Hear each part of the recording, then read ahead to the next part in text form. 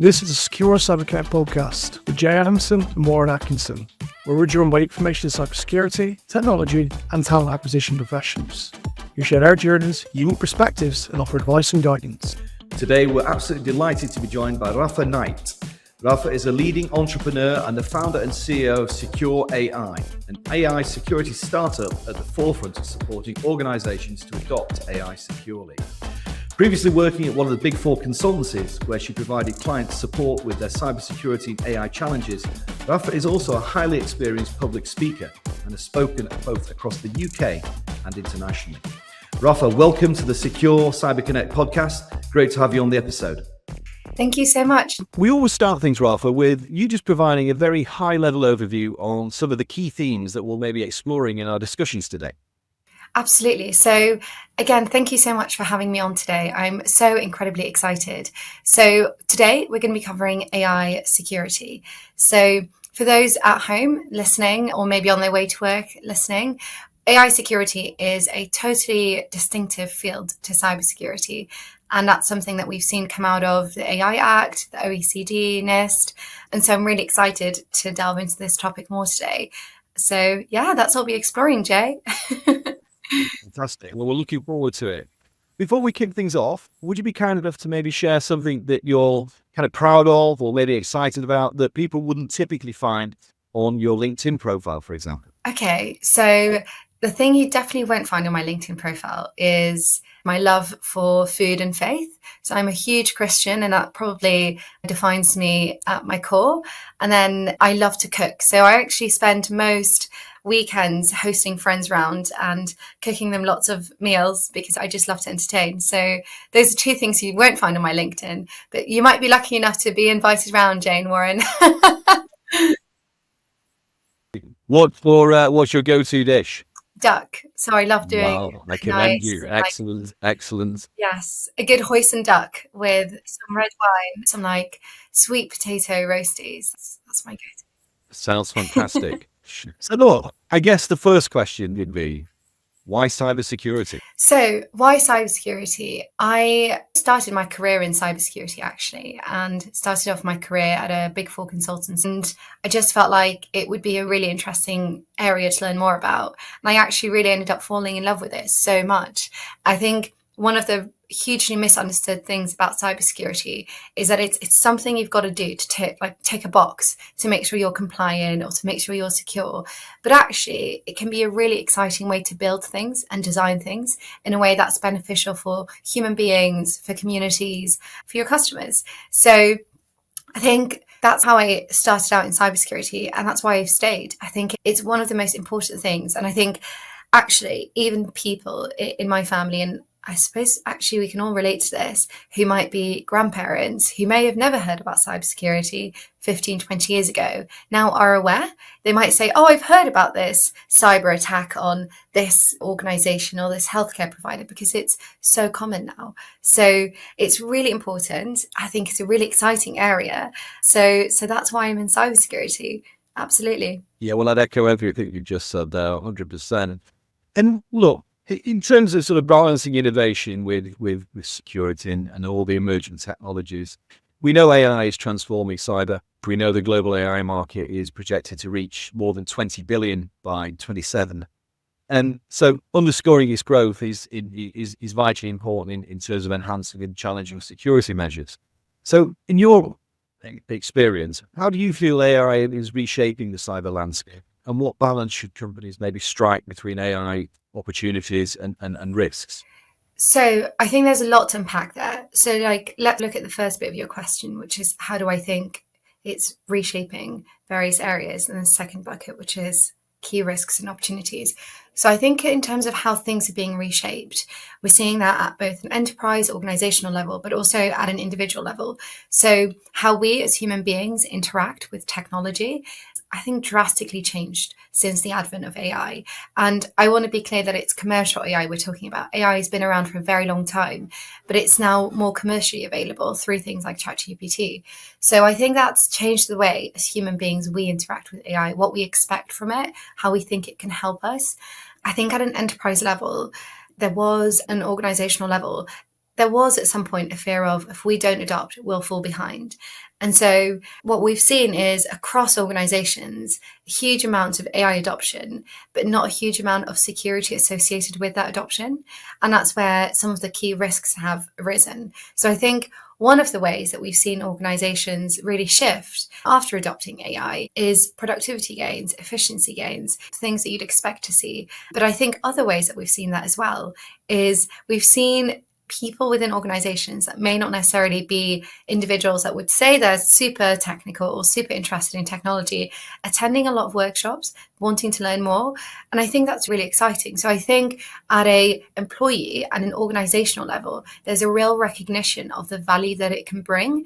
And so that sort of brings us to key opportunities and risks. And I think some of the key opportunities around AI are absolutely productivity and efficiency. I think a second one is actually creativity, where perhaps you would need someone in a room or maybe 5 or 6 people to brainstorm something. You can leverage AI to come up with various different ideas and then brainstorm them.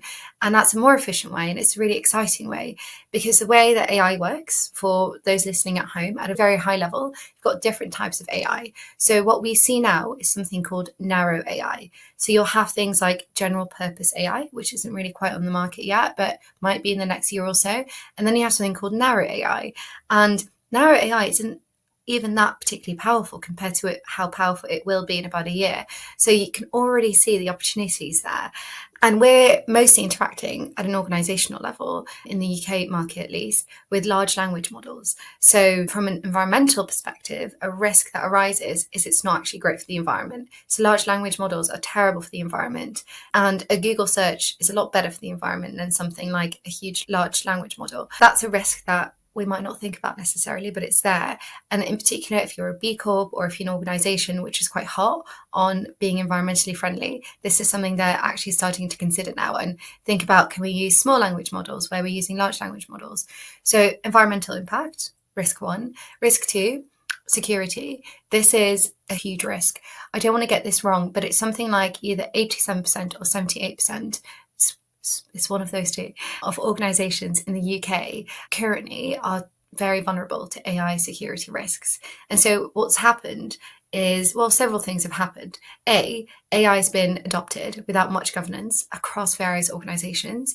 B, there's been a lack of understanding on who is accountable for that governance. So lots of organizations might think, right, the AI provider is responsible for making sure it's secure. But actually, it's your organization. You need to own the security. So that's the second thing we've seen around that. And so to circle back, we've got the environmental risk, we've got the security risk. And I think finally, another huge risk is, I think, the disconnect between what regulation says versus what is possible. So when we look at what the ICO brought out in April of this year, there was a sort of, you guys can go and look this up yourselves, but there was a sort of thing published titled something along the lines of how to use AI lawfully. And one of the things that it goes into is that if a customer makes a complaint to you as an organization or to the ICO, you have to be able to explain how AI made a decision. And that isn't really possible. That's actually incredibly difficult to do. So I think there's a bit of a disconnect, which is another risk that I'm seeing, between what the expectation is at a regulatory level versus what is actually possible for an AI company or a company using AI to actually do. And so that's another risk, because it's creating a standard that isn't necessarily achievable. And we need to be creating a standard that is achievable, because we want these organizations to succeed in being secure, safe, upholding privacy standards, etc. So those are the first two, right? So we look at security, we look at the environment. And I think the third one is actually people. We spend a lot of time with organizations running workshops around AI and cybersecurity. One of the things that is always fed back without a doubt is, I'm afraid for my job. Is kind of the introduction of AI going to impact my role? Is it going to impact the existence of my role? And that's a very valid feeling. But when we look at things like bank tellers, a long time ago, we would have the role of the ATM as a human being, and you would go and you would take money out and you would speak to a person, and now we have an ATM that does that. But what's happened as a result is new roles have been created. Now, I don't know, and I can definitely not guarantee, and anyone who says they do know is lying. No one knows exactly what roles will and won't exist. We just won't know. And we can make predictions, and we can make very educated predictions, but we won't quite know the extent. And I think it's one of those things where we'll just see, time will tell.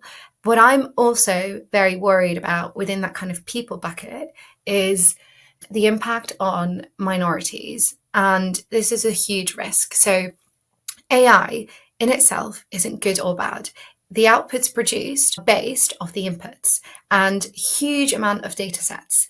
Now, when you look at the application of AI in healthcare in particular, when you look at things like skin rashes, even up until fairly recently, there was a book that was published in the US by a Black junior doctor, because everything they were being taught at medical school was around what does a rash look like on white skin, for example.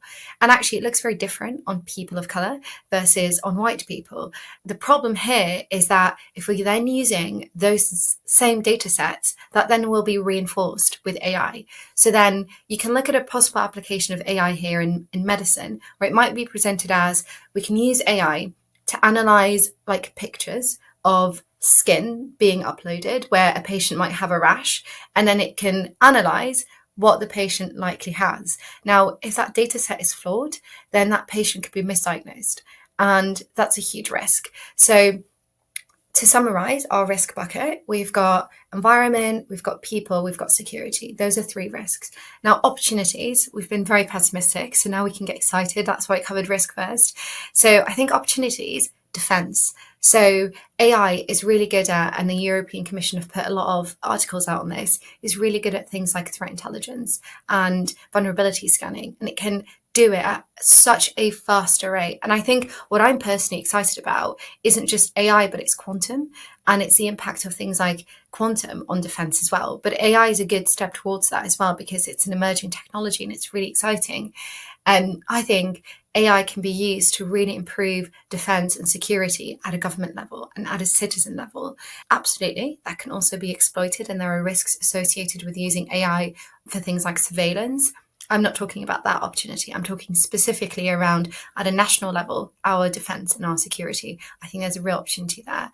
Second opportunity, I was at a really interesting VC event, and one of the things that this partner at a VC firm said, which I hadn't thought about, which I thought this is such a great opportunity, was that startups traditionally would have a lot of barriers to entry to market, right?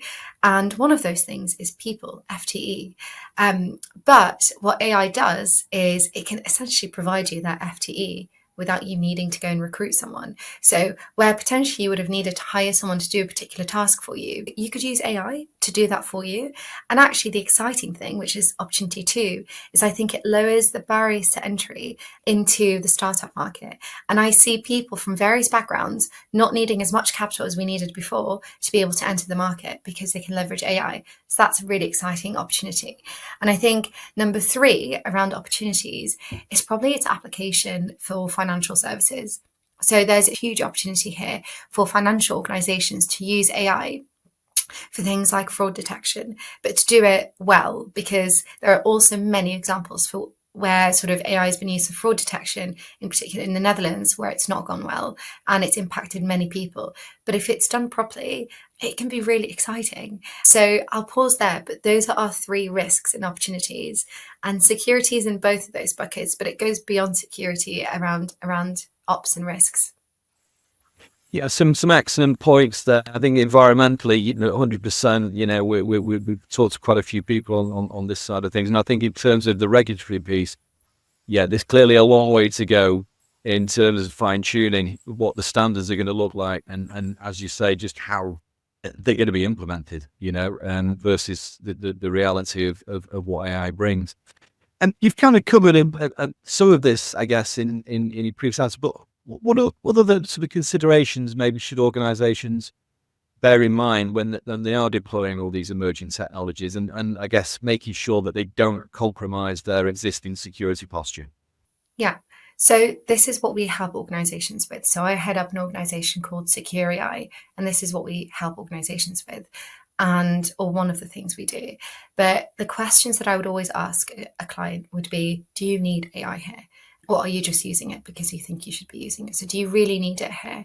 The second question I would probably ask is around, how have you identified the particular individuals or teams that would really benefit from AI? Because actually you really need more of a logical approach to it, not just I think finance would really benefit, or I think engineering would benefit.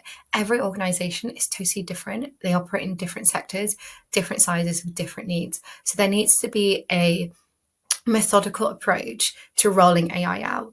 It's not just about let's give everyone access or let's give some people access. The right people need access for the right things. And something else is, don't expect your employees to just know how to use AI responsibly. You have to set the standards internally. You have to have, say, an AI policy, which again is something we help organizations with. But you have to have a policy that employees can work to. One of the things we've seen is organizations allowing employees just use AI, but then there are no standards and there are no policies and there is no governance. And then they turn around and go, well, this person's not using it responsibly, but you're expecting them to work to a standard that doesn't exist yet. And that's not a good way to approach things. And then to answer your question around security, that's where you can then make sure that security is leveraged. And we know, right, that 96% of security breaches and cybersecurity breaches are human error. So you can put as many firewalls as you want up. You can code the crap out of your organization, okay? It's people. It's a people risk. Don't forget about your people. It's not just about how technically robust are we or operationally resilient are we. So do not underestimate the importance of upskilling your people in AI security. And that's why we run these workshops. So there needs to be a level of assessing existing AI security literacy, target AI security literacy, and then how are you going to get there? Because people have different levels of understanding. In particular, when you look at government, people tend to have been in those roles for 20, 30 years. And actually, it doesn't tend to be as tech forward and tech savvy as maybe a startup might be. So really do not underestimate the importance of upskilling every single individual that you're expecting to use AI. Then just expect them to know based off a video or pre-existing knowledge. So that's really important. Something we're seeing from our industry, especially here in the UK, that training and awareness piece, your organizations are making that proactive investment, because in 9 times out of 10, it's just a misuse of these tools, a misunderstanding. Do you know what? One of my favorite clients, the relationship started with them reaching out, which is unusual, right? I mean, only if life was always like that. You're also doing something right. But what they said was, we want to use AI. We haven't used it yet, but we've come to you guys because we want to use it securely and we want to use it safely. So what should we do? And if more organizations think that way, we want to do this thing, but we're not just going to go and jump in. We're actually we value security. How do we approach this? That is a great benefit, Warren, right? So totally agree with your point there.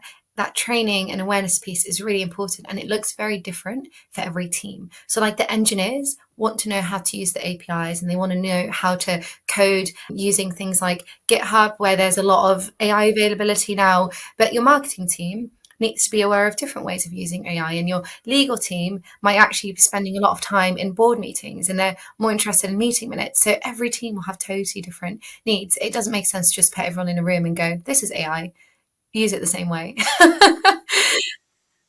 Yeah, we often have conversations, and when organizations are trying to implement sort of training, development, and awareness programs, they try to implement a one-size-fits-all, which is not sustainable and is not effective. People within the organizations have different responsibilities. They're partly part of a critical component of business. So there needs to be a custom level training and awareness there. Absolutely. So here's a question for you that I always put to people in workshops. And it's always like a question of, oh, I hadn't thought about that. But when we're running the workshops, one of the things that people will say, for example, is, as an example, they might say, we use AI to create formulas for us. And then we use those formulas to do our financial statements. And I self-verify that because I know what formulas should look like because I've done this role for 10 years or whatever. And then the question is, or our question then is, okay, if a junior member of staff used AI that way, would you be comfortable? And then the answer immediately is no. So I think another gap that's being created is if you're experienced and you can self-verify, that's great. But there's this growing gap now of, are junior people still going to need to learn what their more senior people learn to do? Or are they effectively, is that something they'll never have to do again? I don't know the answer. But really, as an organization, are you comfortable with your most junior person using AI the way your most senior person is? So, yeah. An important question. And I think going into that a bit more in terms of certain aspects of security, certain teams, potentially looking ahead as to where and how AI and machine learning will be integrated into solutions such as threat detection and response, where we know it's certainly going to play a heavy role. In terms of the way that they detect and respond to cyber threats, what limitations should organizations be aware of, when implementing these technologies? So it doesn't replace your security team. It can't, and it just doesn't. And there's still a need for verification. So Absolutely. you can use those tools, and they're coming to market, and they're already in the market, but there is still a need for verification. So one of the biggest flaws with AI that we have is we still can't really completely trust its outputs across the board. So if you're using AI for your vulnerability scanning, if I was the organization and if I was head of cyber in an organization, I wouldn't rely solely on that tool for my vulnerability scanning. So that's, I think, the number one limitation I would focus on, is understanding that it's not going to solve world hunger overnight. It's a tool, it's a really powerful tool, and it's a great tool. But yeah, there's a need for verification. And that need, I think, is going to be there for at least another year. But happy to be proven wrong on that. Yeah, I think there's a similar sort of hype when SOARs first come out, so security automation operation systems, and everyone thought that it was going to be sort of the golden bullet. But yeah, we're 3 or 4 years in, and organizations still struggling to fine-tune new systems, a high level of sort of fatigue from those folks' processes as well. Hopefully AI can sort of take that away. To go back to Joe's question, what transforming sort of stage do you think from detection response AI is enabling right now, and where do you see that heading in sort of next year or so? So I think detection and threat modeling and all those things are key areas for how AI is helping. But I think it goes beyond that, and I think it will go beyond that over the coming year. So I think when I look at security team, one of the biggest pain points there is in security is the head of cyber, or the CISO, or the CIO, whatever structure you have internally, is constantly saying to the board, we need more resources. We need more resources. The boards are often constantly saying, this is revenue saving. It's not revenue generating. We can't invest more in this. So I think one of the ways I actually see AI helping, and this is coming to more of a softer skill, is the time that it would take to train up a junior employee in managing some part of SecOps.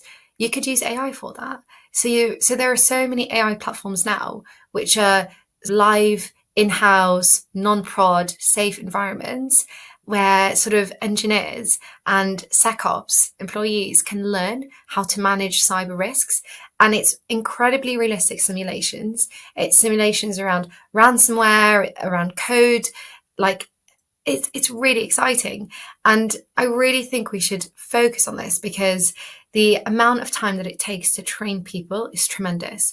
And if an organization can cut that time down in a security team, where someone who's maybe a more senior person can then focus on something else, and the junior person can be trained in an AI simulation, I think that's going to be a huge help. Because what we're seeing in the market as well is we're seeing a high turnover of people will join in cybersecurity. Cybersecurity is a very sought after skill set, and then they'll leave. And then that security team goes, okay, we haven't got anyone again. So if they can use AI to train people on those core components, then they're seriously cutting down on the time that it takes to get that employee ready and hitting the ground and running to manage security risks. So I think that's another really great thing. And I've spoken to several people who've started those organizations actually, where it's a really exciting environment and it's totally different to what we've seen before. So I think there's a technical piece around threat modeling and vulnerability management and all of that stuff. But then there's also the kind of non-technical piece around how do we get people knowing how to do that? And that's where I think AI can be really powerful. And the way I think about that is it's not just another platform. It is distinctively different. And it's almost like saying, can you imagine a time before the internet when we used to train people? And like now, you wouldn't just have training just in a room. You would use technology to aid that. So I think that's actually a really important point and a really exciting point, because I want to see more organizations in the UK grow and start. But I think security is a huge cost. So I think where security cost can come down using AI, that will be a really great help. Yeah, of course. Rafa, appreciate you sharing insights on that. Now, myself and Jay are actually looking at some reports earlier today, and we noticed that there's been an inward investment into the startup space, obviously around cybersecurity, something to the tune of £30 billion over the last 12 months. So I'm curious to get your perspective in terms of what emerging trends or technologies do you see that are pivotal in next generation cybersecurity startups? Yeah. So we're in the services industry, so we are professional services, but most of that investment will be going to products. So services don't really get the level of investment or much investment really compared to a product. So if you're a VC, you want to invest in a product. It's more scalable. It gives you that 7-year turnaround. So I think that's where the investment is going. I think in terms of what I'm seeing, I'm very excited by the investment going into IDAM, Identity and Access Management. And I think I've seen a lot of AI tools as well, leveraging AI around managing identity and access management. So a lot of organizations, even today, still outsource managing their identity and access management. And I think we need more of a tool, which is a little bit more, when you say like next generation, I'm thinking something that just goes to that next step. And I think that is an area that would really benefit from AI, in particular around identities. So when we look at things like biometrics, I've seen one product on the market where I've spoken to the CEO, where it's literally a headset and I'm definitely totally going to get this wrong, but it monitors brainwaves, because brainwaves are as unique as fingerprints or even more so. And their accuracy currently, I mean, they're still kind of building this, is 75, 80%, which apparently is actually pretty high for that area. Again, not my area of expertise, but they're having conversations with government and defense and using that in that application. I think that's really exciting, because I think at a nation state, one of the biggest risks that we've got right now is cybersecurity. I don't think our security is just about physical security. I think cybersecurity is a huge area. So how do we safeguard those secrets? How do we stay secure at a government level? And I think that's where AI can be used. So that's an example of a product that I've seen that I think will come to market within the next year or so, based off what they've told me at least. And I think that's really exciting. So that isn't something you could have done without AI. And it goes beyond that kind of, okay, you get a ping on your phone and then you just swipe or you put the 6-digit code. It verifies using brainwaves, which is really exciting. So that's one of the sort of next gen things that I would personally see, is honestly in the identity space. I think that's going to boom, but don't make any investments based off what I'm saying, and don't accept any liability. No, I totally agree with you. We're seeing a lot of startups really focus on the wearable solutions, obviously leveraging AI, and see Apple do a similar thing with their AirPods, for instance. I know patent spoken about 2 years ago. I spoke to a few startups most recently. They're going down a similar route, but in the medtech space, with a wearable health device that can obviously monitor your brain activity, sort of leaking that into the rest of your body, and help you sort of de-stress or warn you if you're going into a stressful environment, especially when it comes to sort of working and you're working around sort of machinery, for instance, or within the sort of the chemicals industries, because they need to stay on top of what needs to be done. It needs to be done in I would say, a calm manner, if that makes sense, as opposed to letting people go into it that are under a lot of stress and under a lot of pressure. And then myself and Jay have had a lot of discussions on burnout, and hopefully their solutions can help sort of combat that. Absolutely. And I think also when we're looking at what do we think are going to be the next gen products, it's always good practice to look at what are the problems right now that we see, because those products will be solving problems. They won't just be random products. And I think we look at things like a lack of housing. Could technology build housing faster than human beings? I don't know. Is that possible? I don't know. We could look at things like 3D printing and all of that stuff, but housing is a huge problem. Infrastructure, when we look at the amount of money required to totally overhaul a lot of our infrastructure, for example, around water supply in the UK. That's another huge problem. We've already covered housing, then climate. That's another huge problem. So I think that these things will be solved, hopefully, using technology. And so if I'm looking for what do I think are going to be some of the next gen products, I think they'll emerge in those sectors because those are some of our most pressing problems. I think security, healthcare. I think another thing is we've got a growing population, right? And we also have, I think, a decline around fertility and people having children. So that means that we're going to end up having a sort of a population where we're still needing to support a growing population, but with less people. So one of the really exciting things that we've seen in Hong Kong, for example, and in Japan is because they have some of those problems, they've automated so much of what they do because they've got a much smaller workforce. So one of the things I think we'll see is a huge amount of increase in technology in some of the most critical sectors like healthcare, because it's so needed. We don't magically overnight just get more doctors and nurses, but people still need to be treated. So I think we will see, I think, a lot of tech in that space. But I think that's really exciting as long as it's done responsibly, safely and securely. Well, that's great. And from your perspective, focusing on startups, for instance, how can they actually stand out in a competitive market space at this time?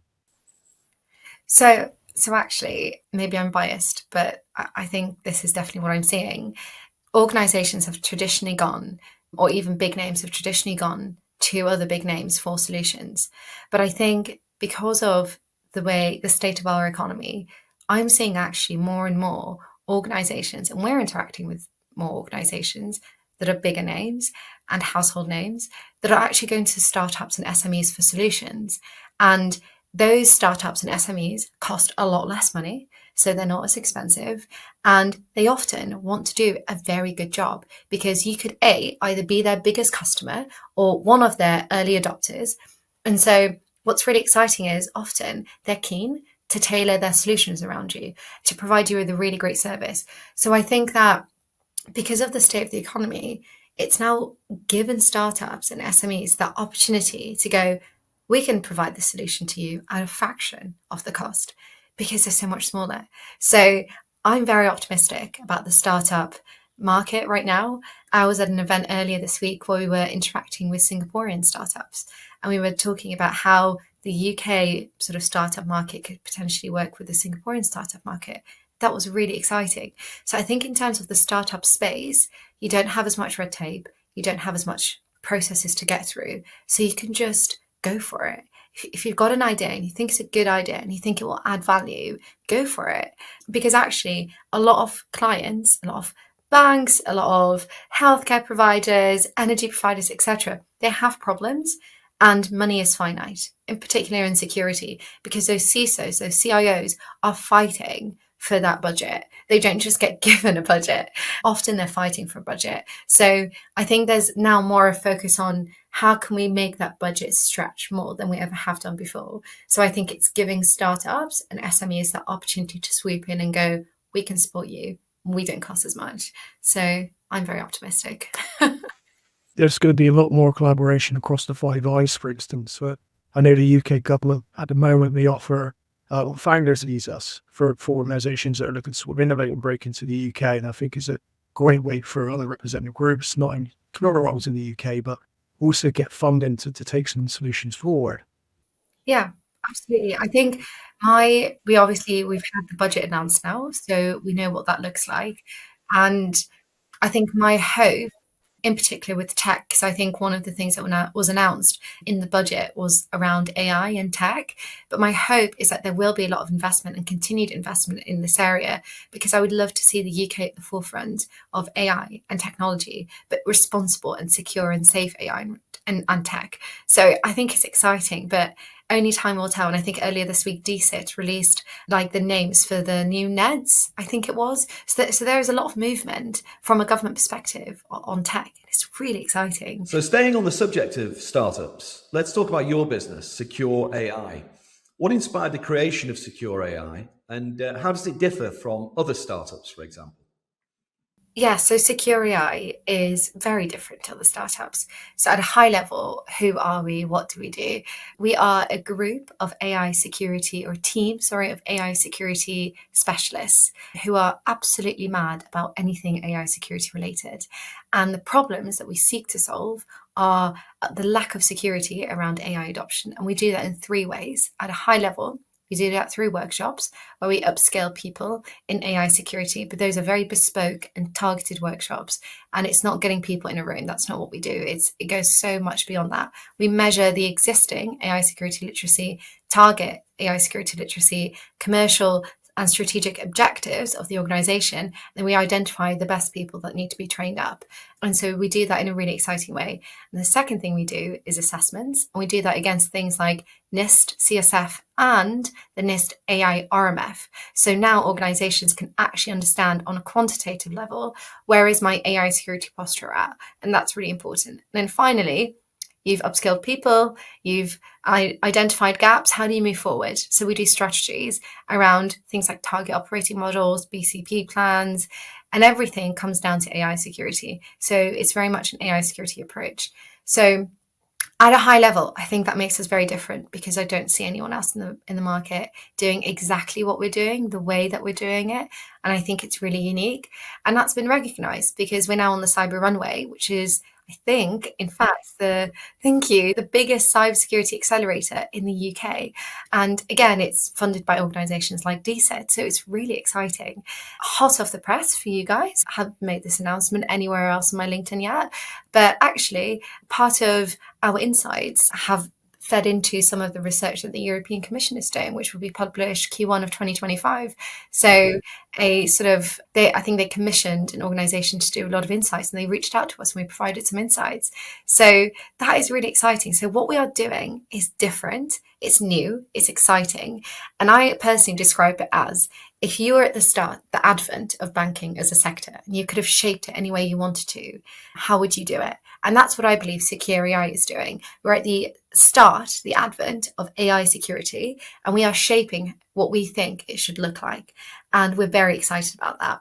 The IAPP, OECD, AI Act, NIST have all said AI security is distinct to cybersecurity. And that's very much reflected in the conversations we have with CISOs and executives, where they're actually turning around and they're being very honest, and they're going, we don't know a lot about this, and we don't know how to manage it, and we need help, and we need support. So I think what we're doing is really exciting, and I would say watch this space. That's fantastic. And just moving forward, considering that you're a leader in the space and appreciate your part of many communities as well, what are the key qualities and strategies for effective leadership in the cybersecurity domain now?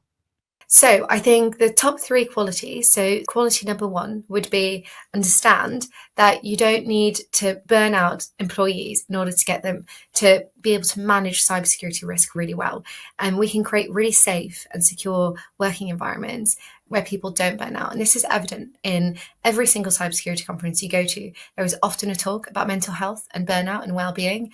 So I think from a leader, what I look for and what I do is create an environment where people can learn and understand that everyone is totally different and embrace those differences. And people don't need to be burnt out in order to learn. So that's at a people level, that's the first one.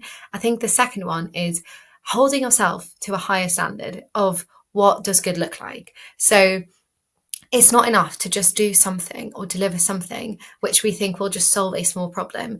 We're interested in getting down to what's at the core of this problem, not just putting a plaster on something, but surgically, how do we solve this problem at a core for an organization? And I think that's different to maybe how a lot of organizations operate, actually, because we're not interested in just selling an organization X number of pieces of work. We genuinely want to help them. We want to get to the core of what's causing those problems. So that's, I think, the second thing is holding ourselves to a higher standard of what does cybersecurity look like when we're supporting organizations in that. And I think the third one is mentorship. I think this is really important, but one of the things that you see as a woman in cybersecurity is you see a lack of women in cybersecurity. And we always turn around and we go, well, what's causing all of this? And I'll be super open about this. Some of the best mentors I've had have actually been men, not necessarily women. And I think in a space like this, women who've made it very far, who've been like in this sector for a long time, are not always the first ones to put their hand up to support other women. And I want to be very clear, this is not all women. It's sometimes this is something that can happen. So I think it's about taking that step back and going, who is that junior individual that is showing interest, that is passionate, that I can mentor? And it's understanding that we're not competing. One of the things that I see with male colleagues and other men in the sector is they don't often look at each other as competition. How can I help you out?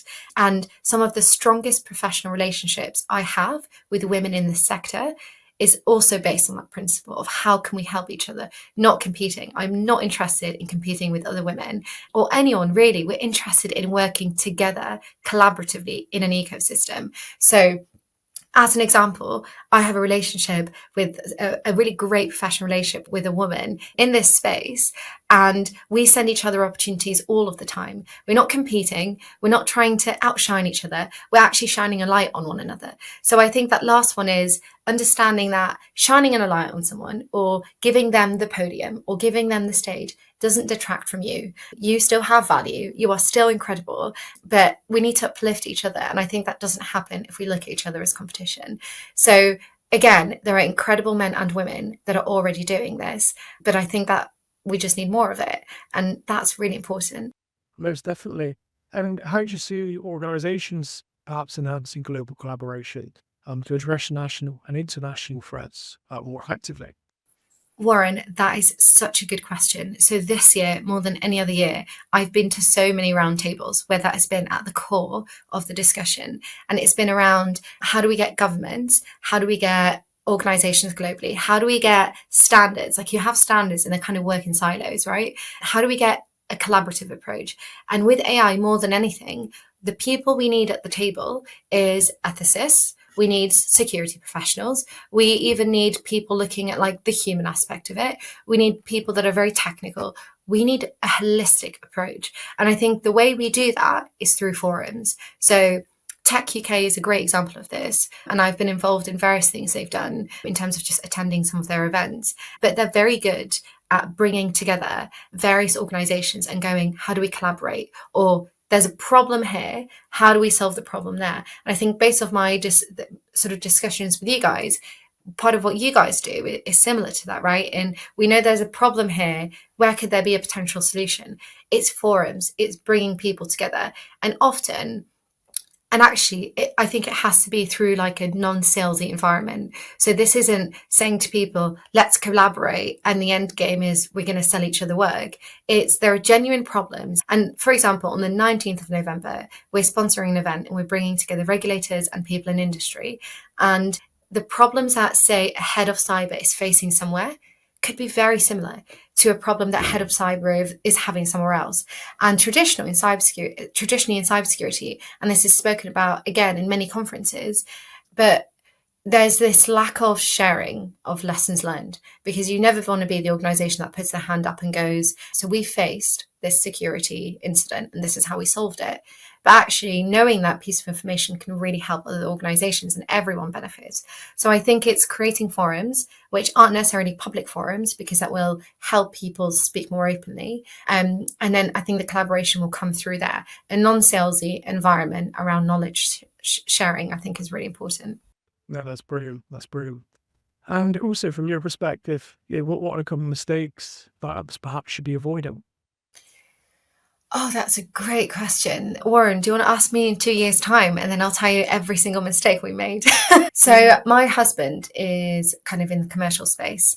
And one of the things he always says to me, so he works in a hydrogen startup. One of the things he always says to me is, you need to understand what your sales cycle looks like. And I'm always kind of going, yes, I know I need to understand what that looks like.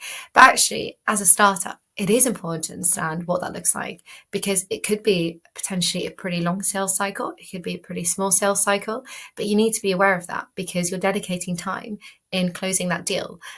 So I think it's the lack of awareness can then sometimes make a startup think we failed or no one wants our product. But that isn't necessarily true, because your sales cycle might just be a little bit longer. And so it might just take that little bit more time. So I think that's mistake number one. I think mistake number two is hiring either too senior or too junior. So some startups will end up going, we need to hire 5-10 head ofs because that looks good. But then the head ofs are used to having 30, 40, 50 people teams and not really doing a lot of the groundwork themselves. They're used to managing people doing the groundwork. So then you end up having to recruit someone that does know the work. And then there isn't that sort of opportunity to promote or progress for that person, and then you end up re-recruiting a few years later. So that's the second problem that I see. And then around on the piece of recruiting too junior, you've got to understand, so for us, for example, we're an incredibly specialist consultancy. I'd love to be able to, but we are currently not in a position where you're going to go and recruit incredibly junior people who don't have experience. We don't have that time. I wish we did. Maybe 5 years down the line we do. But we are a team of specialists that understand AI security very well. And so that comes with experience, with exposure, and having done those projects before. So I think sometimes startups think we can save money by hiring someone more junior. And then you end up spending the first year teaching them to do the job, and then they will leave for more pay elsewhere. Potentially, I don't know, but I've seen that happen. And so actually what you could have done is just paid 15K more to begin with and just hired that person that already has 2-3 years more experience, that does know how to do the job. So I think that's the second problem that startups face. It's that not getting the balance right in, are you hiring too senior or too junior? And get that in between. That person, for example, who maybe was a really great manager, so still has that fresh hands-on experience, is looking for a next step. That person that wants to journey with you, that's an important one. When you join a startup, it's about a journey. You're buying into a vision that may or may not happen. So the days can be long, but days could be shorter. But you've got to find someone or people that journey with you, are not just in it for the money, because startups have highs and highs like you've never seen before, and they have extreme lows. It's not like a steady 9 to 5 where everything is just really happy and merry. You could win a very big project, and that's really exciting, but then you have to go and deliver that really big project. And so you're going to be maybe really tired. So again, going back to the point I made earlier in the podcast around burnout, it's really important to be transparent about what you're expecting someone to do in that role, and actually turning around and going, so this is what a typical day looks like. There is no typical day. Are you okay with that? Or maybe you're not. And if you are interested in us, maybe in 2-3 years time, we can come back to you and circle back. But find people that want to journey with you, and find people who are a little bit more steady in the way they think. So most CEOs, I'm going to say, have to be a bit mad. You've got to be a bit mad to think that you can go and create a company, put personal finances at risk, put your own personal time at risk. You are taking a huge risk. I took a huge risk starting up a company. So you've got to be a bit mad in order to do that, right? You've got to be maybe like 5 or 10% mad. You look at some of the most successful CEOs out there, but everyone is political nowadays, so I'm not going to name any CEOs, but people can think themselves who is really successful out there, and they've got to be a bit mad.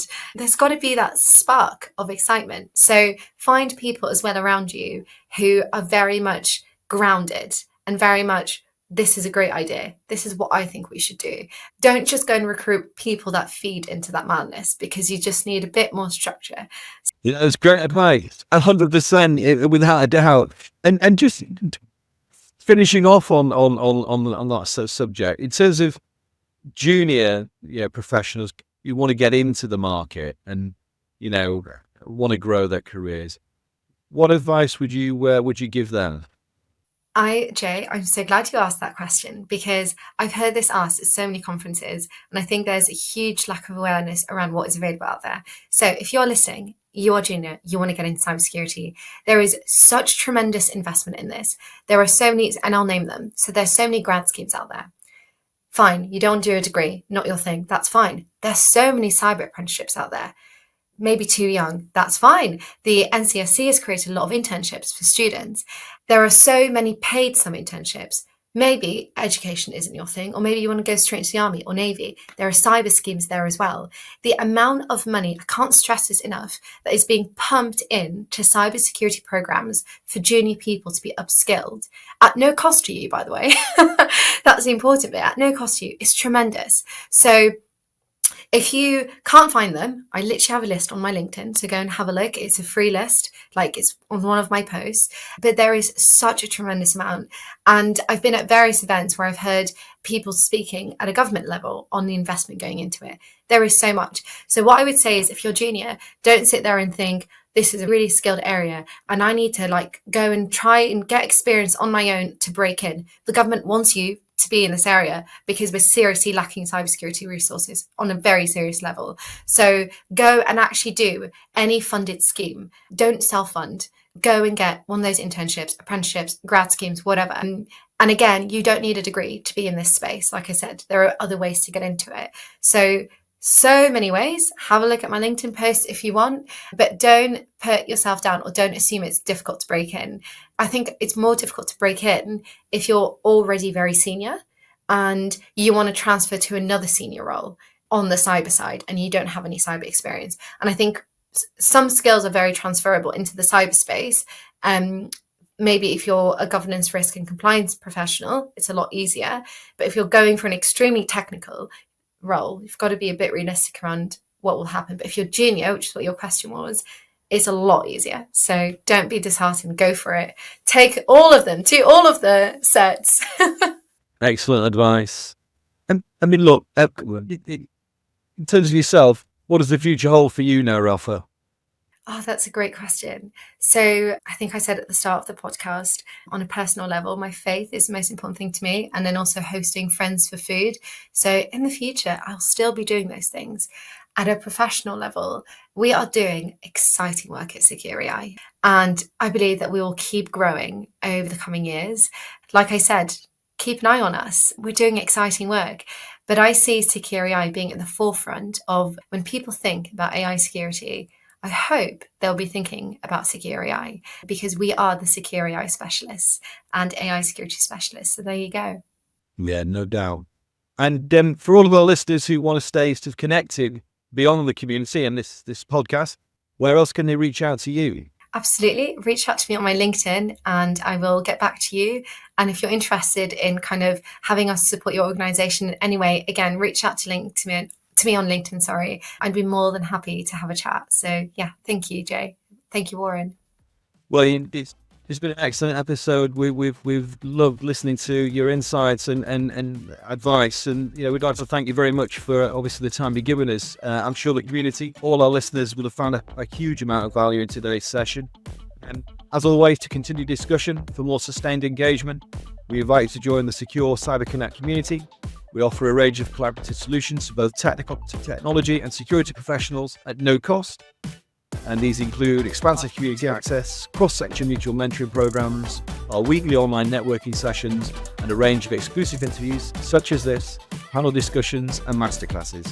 To learn more and gain access to the Secure Cyber Connect community and any of our initiatives, please visit secure-recruitment.com/cyber-connect/. Thank you very much.